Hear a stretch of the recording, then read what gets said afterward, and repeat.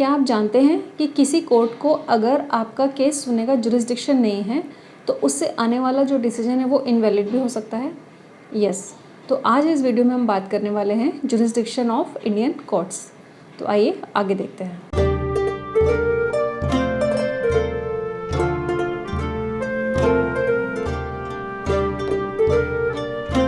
Hello everyone, welcome back to law with doctor Pratibha. तो आज का जो वीडियो का टॉपिक है वो है जुरिस्डिक्शन। जुरिस्डिक्शन क्या होता है और किस तरह से जो इंडियन कोर्ट्स हैं उनको कैटेगराइज किया गया है। बेसिकली इनको 3 तरह से कैटेगराइज किया गया है। पहला कैटेगरी है pecuniary, second one is territorial and third one is subject matter. मतलब ये 3 बेसिस लिए गए हैं इंडियन कोर्ट्स के जुरिस्डिक्शन को डिवाइड करने के लिए। तो सबसे पहले हम इन वर्ड्स का मतलब समझते हैं। पेक्यूनियरी का मतलब होता है मनी रिलेटेड, मतलब ऐसे मैटर्स जिनमें कुछ मनी लिमिट्स होती है या ऐसे कोर्ट्स जो कुछ एक पर्टिकुलर मनी लिमिट्स यानी कैपिंग लिमिट तक ही केसेस को डिसाइड कर सकते हैं। दूसरा था टेरिस्टोरियल जुरिस्डिक्शन। टेरिस्टोरियल जुरिस्डिक्शन का मतलब है जियोग्राफिक लोकेशन को लेके केसेस को डिसाइड करना।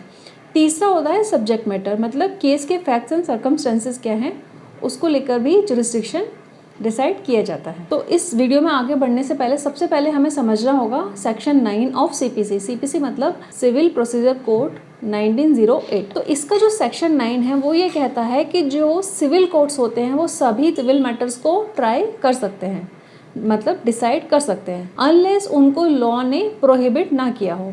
अब इस बात का क्या मतलब हुआ? यहाँ पे लॉ का प्रोहिबिट ना करने का मतलब ये है कि किस तरह के मैटर्स हम डिस्ट्रिक्ट कोर्ट या किसी एक पर्टिकुलर फोरम में नहीं फाइल कर सकते। जैसे कि लेबर मैटर्स होते हैं या जो कमर्शियल मैटर्स होते हैं इनके अलग कोर्ट्स होते हैं। ये हर डिस्ट्रिक्ट कोर्ट में आप इन मैटर्स को नहीं डाल सकते हैं। तो यही सेक्शन 9 में, सीपीसी के सेक्शन 9 में यही बात क्लियर की गई है। तो अब हम चलते हैं पेक्यूनियरी जुरिस्डिक्शन की तरफ। जैसे कि अभी पहले भी बताया कि पेक्यूनियरी का मतलब होता है मनी रिलेटेड, मतलब जो कोर्ट्स होते हैं या फॉरम्स होते हैं उनकी लिमिट डिसाइड होती है। अगर मैं एक बहुत छोटा सा एग्जांपल लूँ कंज्यूमर कोर्ट्स का, जो कंज्यूमर केसेस होते हैं उनके जो फॉरम्स हैं उनके अलग अलग लेवल हैं। जैसे पहली जो पेक्यूनियरी लिमिट्स हैं, सबसे जो नीचे वाले, जो सबसे लोअर लेवल के जहाँ फॉरम्स हैं उनके जो लिमिट्स है वो अप टू 1 करोड़ है। और जो मैटर्स 1 करोड़ से लेकर 10 करोड़ तक आएंगे उनकी लिमिट्स नेक्स्ट लेवल में जाएगी। और जो उससे ऊपर के मैटर्स होंगे यानी कि 10 करोड़ से ऊपर के जो मैटर्स होंगे यानी इससे ज़्यादा मनी लिमिट का जिसमें इन्वॉल्वमेंट होगा, कॉम्प्लेक्स मैटर्स होंगे, वो हमारे नेशनल लेवल के फॉरम्स में यानी एनसीडीआरसी में जाएंगे। ठीक है, तो इसी तरह से ये पेक्यूनियरी लिमिट्स जो होती है वो सिविल कोर्ट्स की डिसाइड होती है। सेकेंड हमारा था टेरिस्टोरियल जुरिस्डिक्शन। इसमें हमने लोकेशन की बात की थी। तो जो सिविल सूट्स होते हैं या जो सिविल कोर्ट्स होते हैं उनमें जो सिविल सूट या सिविल केस हम फाइल करते हैं उसमें जो जुरिस्डिक्शन होगा वो डिपेंड किस बात पे करेगा? जो जुरिस्डिक्शन है वो इस चीज़ से डिसाइड किया जाएगा कि जो उस केस में जो रिलेटेड प्रॉपर्टी है वो कहाँ पर है या जो डिफेंडेंट है वो कहाँ पे है।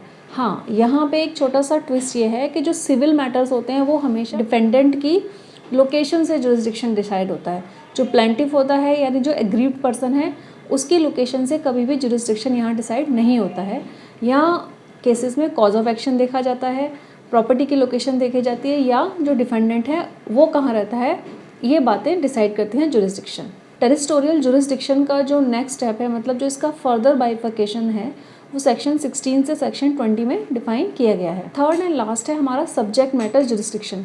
सब्जेक्ट मैटर जुरिस्डिक्शन का मतलब है कि किस तरह का वो केस है, मतलब जो सिविल कोर्ट्स होते हैं वो किस तरह के मैटर्स देखेंगे। जैसे कॉन्ट्रैक्ट से रिलेटेड हो गया या सिविल राइट से रिलेटेड हो गया या प्रॉपर्टी डिस्प्यूट्स हो गए। जो क्रिमिनल कोर्ट्स होते हैं वो बीएनएस के अंदर जो भी ऑफेंसेस डिफाइन किए गए हैं उससे रिलेटेड मैटर्स को देखते हैं। इसके अलावा जो फैमिली कोर्ट्स होते हैं, फैमिली कोर्ट्स में मैट्रिमोनियल डिस्प्यूट्स जाती हैं या चाइल्ड कस्टडी से रिलेटेड मैटर्स जाते हैं। लेबर कोर्ट्स में जो एम्प्लॉयमेंट रिलेटेड कंप्लेंट्स होती हैं उस तरह के मैटर्स को डिसाइड किया जाता है। तो ये सब सब्जेक्ट मैटर रिलेटेड कैटेगराइजेशन है। इसमें एक चीज़ और आती है, जब भी कोई civil suit, civil case file किया जाता है तो जो डिफेंडेंट होता है वो जुरिस्डिक्शन को लेकर ऑब्जेक्शन भी क्रिएट कर सकता है। लेकिन इम्पॉर्टेंट ये है कि अगर ऑब्जेक्शन डालना है तो आपको इनिशियल स्टेज में ही डालना पड़ेगा, क्योंकि बाद में वो एंटरटेन नहीं किया जाएगा। तो फ्रेंड्स, ये था एक छोटा सा ओवरव्यू जुरिस्डिक्शन से रिलेटेड।